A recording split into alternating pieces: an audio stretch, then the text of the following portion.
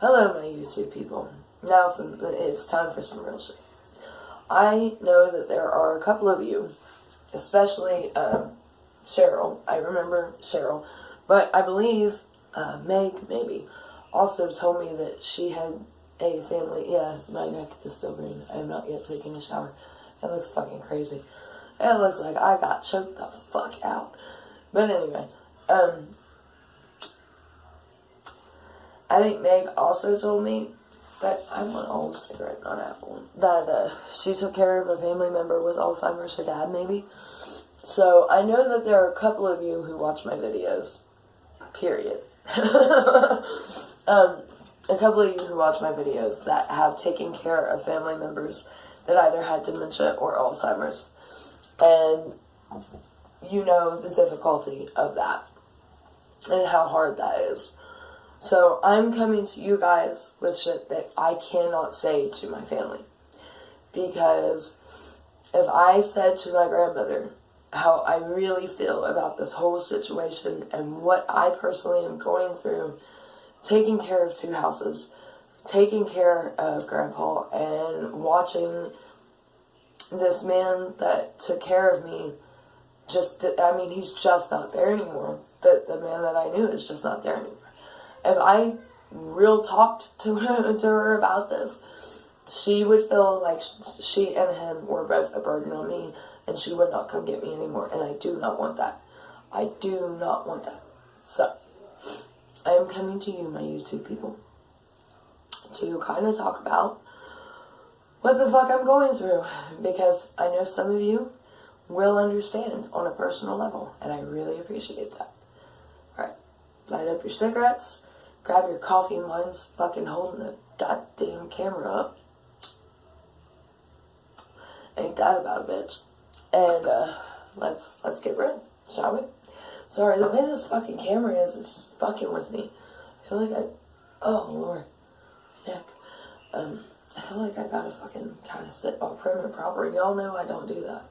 My body was not made for that, not at all. But yeah. So I am mentally, physically, completely fucking drained. And by the way, I'm not making this video for pity or for praise. Shit happens. I feel like if you can physically and mentally still handle taking care of a family member and you are able to do that, then if this person took care of you when you were young, you should take care of them when they are old. Now, keep in mind, I know that there are people out there who can afford, or their parents can afford, or their parents' insurance covers really nice assisted living facilities. That's not the type of place that my family would go to. We are poor, and our insurance reflects that. Now, my grandparents did have money at one time, but that is not now. And no. So I have a different perspective on that. Like, I do not begrudge anybody their decisions, period. But especially if they took an older family member and placed them in a very nice assisted living facility and all that shit. Like, I know Cheryl did. The place that her mom went to, like, me and Cheryl were ready to go and live there and get our own little apartments there because it looked fucking awesome. Not the type of place my grandpa would go to. My grandpa has been in a couple of the nursing homes around here in recovery from stuff, and the places were fucking nightmares. They didn't give him his medicine. They left him in a fucking bed. Like, no.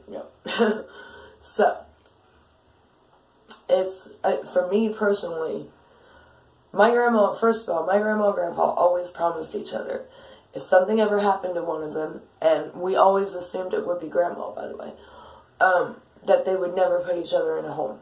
Because my grandmother's aunt was in a home, and it was fucking horrible. We're talking like 91 to 97. And my grandpa's mom was in a home, and they literally killed her in Circleville, Ohio. Brown Memorial, in case y'all were wondering.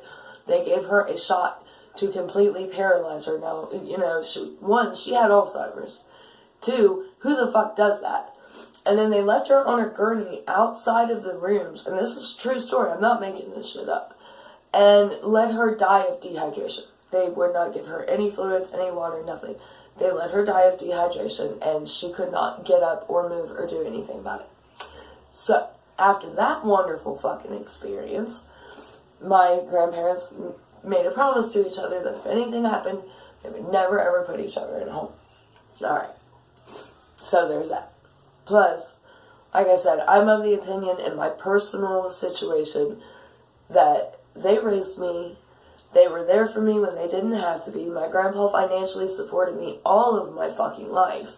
Like, my biological dad was never there. That motherfucker didn't buy me shit. I take that back.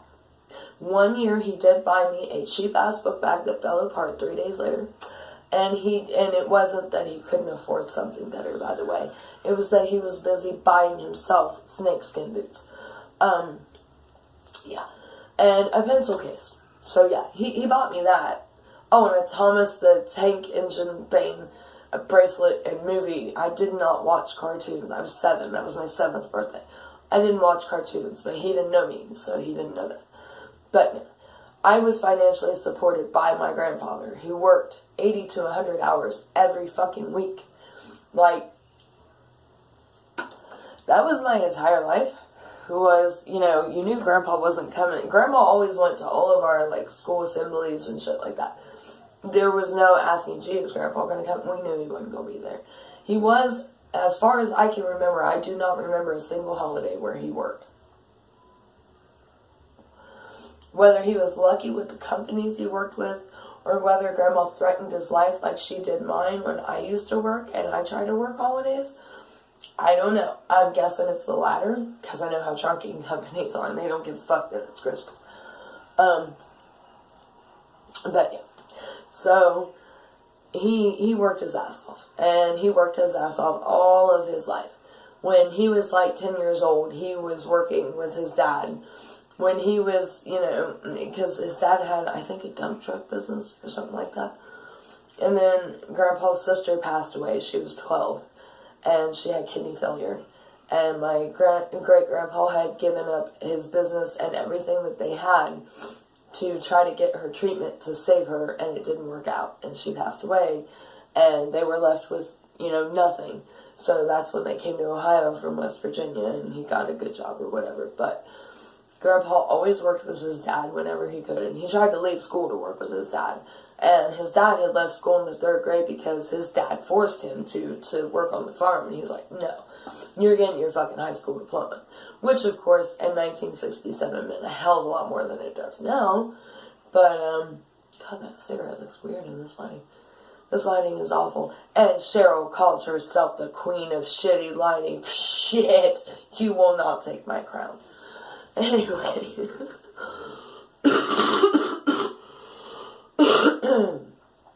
Lord. But yeah, so Grandpa worked all of his life. And he was the type of guy that, okay, I saw my grandpa in his underwear, his little tidy whities, one time. It was 5 o'clock in the morning. I was like 5 years old. Grandma had gotten up because Grandpa was getting up to go to work. But I slept with Grandma because, God forbid, I not sleep with Grandma. I did till I was like 8. Well, no, see, I remember being in bed with her, climbing and going to sleep with her the night the Princess Diana died, so might have been 10. But anyway, I slept with my mama, my grandma, and I don't give a fucking knows. I have a picture of it. Virginia Beach. I was 12 years old and laying in bed with my grandma and grandpa. I didn't usually lay in bed with Grandpa. He was funny about shit like that. He was old school. Like, I would bring home thongs, still on a hanger, and be like, hey, Grandpa, look at these. And he'd go, oh, my God, would you stop with that shit? Let alone, you know, I was an exhibitionist. I had no problem fucking walking around naked. He had a big problem. Seeing me with pants and a fucking bra on, oh, my God. I can't imagine what would have happened if I would have worn a bikini. His fucking head would have exploded. And now, good old Alzeimers. I've seen more of my grandfather's penis than I have ever imagined I would ever see in my life. Oh, the tidy whitey story, yeah. So, I had been sleeping with Grandma when she got up. I got up, and they used to have, and it was the house that they had when I was born that I was brought home to. The house on 104. we call it. And anybody that's not from Ohio is like, what the fuck's 104? It's a state route. But anyway, it's where the house was. But, they had this bar with these bar stools. Like, oh, my loose skin, that's so sexy. It is sexy. Shit. But they had these bar stools, and I was sitting at it, and it was pretty dark. I don't think they had turned on the lights in the kitchen. Well, I guess that would have been the dining room. That was the kitchen. In the kitchen. So he didn't see that I was sitting there, and he came through in his tidy whities and heard my voice and fucking bolted back the other way to put his pants on. Like, he flipped. And now I see his penis just about every day.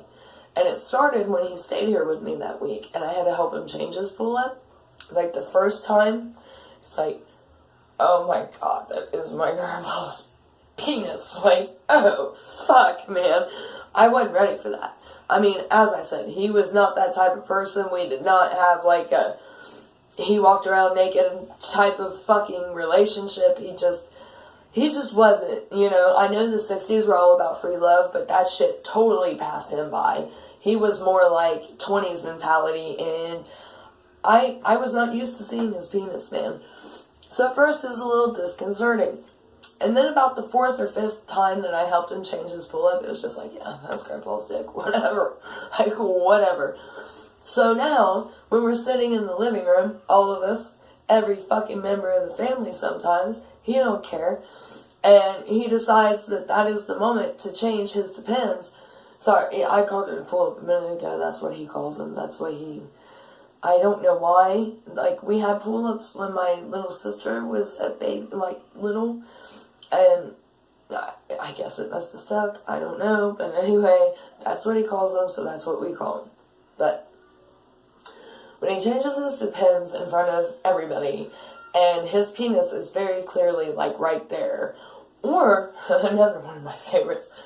Okay, about 3 or 4 years ago, he started pissing in trash cans. Nobody knows why. Nobody can stop him. He just pisses in fucking trash cans. The kitchen trash can, the trash can beside of his fucking bed. Oh god, and I have to fucking dump that motherfucker every day, and it's so fucking gross. Because it's full of piss, and the whole area around it is full of piss. Oh god, it's too much, man. But he'll stand up, and he'll get his fucking, either his little trash can, which we stop him when he does that. He gets to do all that at night. He ain't gonna piss in a trash can in front of us. No. He tried that at my house, okay? He was pissing in the trash can I keep River's diapers in. Her dirty ones. So, smart ass me, I'm like, well, fuck it. I'll hide it. I'll dump it and then hide it in the kitchen. He can't walk in the kitchen. He won't fuck with it. My hat boxes that I have that are, they're decorative. They're not real hat boxes, but I love them very much. I'm sitting up here smoking a cigarette, taking a break, because it was like 4 in the morning and I had been cleaning since like midnight. And I hear the lids in my motherfucking hat box come off. And I knew what he was doing. I sprint downstairs just in time to stop him from pissing in my fucking hat box. I gave him back his trash can. But anyhow, yeah. So he'll take his urinal that he has, instead of walking to the bathroom, depending on how bad his mind is that day, and he just pisses in front of all of us. Like, all of us. He has no fucks to give. Or like the other day, when we were out and about, first of all, you have to stop him from getting out of the car if you're sitting anywhere waiting on any member of the family to finish doing something, an appointment, whatever. You have to stop him from getting out of the car in broad daylight, pissing in front of whoever the fuck happens to be parked next to us. And he has a urinal in the truck to keep him from doing that. Okay. But he throws a fit. He'll use the fucking urinal in the house when there's a fucking bathroom right there. But he throws a fit if we tell him to use the urinal in the truck. Go figure. So, we make him wear a blanket over him too, by the way. Because, I mean, it's a high-up truck, but Grandma's still afraid someone will see his penis. And, so, we were waiting on my mother to get out of an appointment, and he kept bitching that he had to pee, and my grandma was like, you got a fucking urinal right there, dude. Use it. I don't know when she's coming out. So he did. And we clearly, could hear him peeing. And yet when he put the urinal back, there was no pee in it. And I'm just like, what the fuck? Well, as soon as we dropped them off at their house, I had to go to the grocery store. Because I've been buying, when I buy food, I've been buying food and cooking it at their house so they all get to eat. And then I bring Tony a plate home. Because if I don't do it that way, my grandmother will not eat. She is at the point like I am where she has absolutely no appetite. And if you do not cook her something, she won't eat it. Plus she doesn't like her Meals on Wheels food at all. So I've been cooking her shit that I know she likes to eat, and I literally make her plate and bring it to her. She can't resist that, right? Right. Because then she would, in her mind, that would be, unless she's sick or something, to resist food that I spent time cooking would be really rude.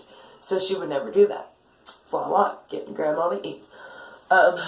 Getting grandma to eat is no fucking problem, I'm here to tell you. You would think she was the one who had most of her stomach removed. Because Grandpa, he forgets that he ate. So he just keeps eating. I don't know how his stomach hasn't busted again, to be honest. But, what was I? Oh, yeah. So, I get in the front fucking seat, in the passenger side, where Grandpa sits, because my mom was driving me to the grocery store. And as soon as I sit down, I feel wet.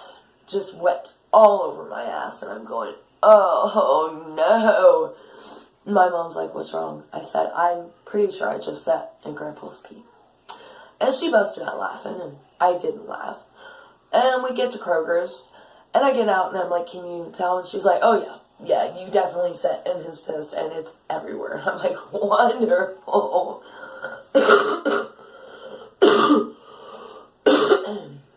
So there's moments like those. It's just oh my God. Taking care of two houses when you yourself do not, I've never had energy in my life. I didn't have energy as a small child. And then, you add the Crohn's and the lesions on my spine, which give me the same fucking symptoms as MS. You all ought to see my legs and feet right now, where this fucking heat and humidity will not stop. 84 today. What the fuck, man? And that hurts. That pisses me off so bad. Because I can't do anything all summer. I am in the house in the air conditioning. If I'm outside for more than 15 minutes, my skin hurts, my feet swell, I get completely drained. I can't do it. So I have to sit in the fucking house all summer long. And then it cools down in the fall, and I can finally, go for walks with River, take her to the park, do shit like that. And every cool day that we've had that I've been home, River and I have gone for walks, and sometimes Tony too if he's off. I make him. But it's 90 degree fucking heat, 84 degree heat. I'm so done with this. Let me see if I can show y'all. Sorry, I'm still getting used to it. Oh my good God. Oh no. I'm gonna end up breaking this camera. Yeah, I dropped my fucking phone again. The phone. I'm fine. Thank you for checking. I have not touched them since I put them in your office. But yeah, that's what my legs look like. I don't know if you were able to tell, but they're swollen pretty bad. Not as bad as they were last week when we were having 90 degree heat every day. My left foot was so fucking bad. Oh yeah, they're swollen all the way up. And from about here down, if I ever showed y'all my ugly ass tattoo. I love it though. And my friend that died in March, I got it first, god damn it. And then he got it, my brother got it, and one of the other boys got it, and I cannot remember which one. But we all had it, and none of us have covered it up. They don't realize how ugly it is. And I use it as a reminder not to get drunk and prove that you're more of a man than your brother and his friends because they're whining like bitch babies over tattoos. They weren't. It was fucking ridiculous. Fucking men. But anyway, yeah, last week, my left foot was so fucking bad. It has not been that bad since I was pregnant. And oh my god, it was bad. And, you know, putting my feet up for little periods of time, which is all you're going to get when you're doing a lot of shit every day, that does nothing for them. I tried diabetic socks. It helps my foot, but it pushes all of the pressure up to my ankle. Hell, any socks. If I wear socks for 10 minutes, I have the fucking imprint on my ankle, like, and I make sure that they're straight, because I can't, if I have them rolled up and they're tight, oh my god. I can't wear my leggings right now, because it makes them swell worse, and it's just like, I want fall, and I want the shit to be over with. I'm sick of taking a shower and dreading it with every fiber of my being, because I know that it's going to hurt like hell when I get in that shower, because I feel like I have a sunburn all over my body. She's so fucking tired. But I feel like I'm sunburned all over my body, and water, oh my god, it is so intense, man. And then having to come out and finding the softest shit, which I would have worn this anyway, because look how cute it is. But, like last night, well, no, it wasn't well, yeah, it was still hurting last night. You know, I have to make sure I find the fucking softest clothes that I can find. I can't put jeans on me when I first come out of the shower. Hell no. Can't wear jeans at all when it's warm. I did today, and that was a fucking mistake. It's, oh my god, I'm just so sick of it. I just want fall. Real fall. Fuck the heat. I'm done with the heat. Fuck the heat. Like, oh my god. I'm not a big fan of winter, but, bring it on, baby. Bring it the fuck on. I'm over it. Do you hear my fucking kid screaming downstairs with her dad? See, I've been trying where he never gets to see her to kind of, when he does get to see her, I come up here and read or do this or whatever so that they can have time together, because we usually get at least 15 minutes, or we talk on his breaks on the phone, you know, something every day, and they don't. So, but he's off tomorrow. And I have to deep clean my entire upstairs because my fucking ceiling... Oh, yeah, I didn't tell you all about that. I'm sorry, I will get back to what all of this was about to begin with. Y'all know how I am.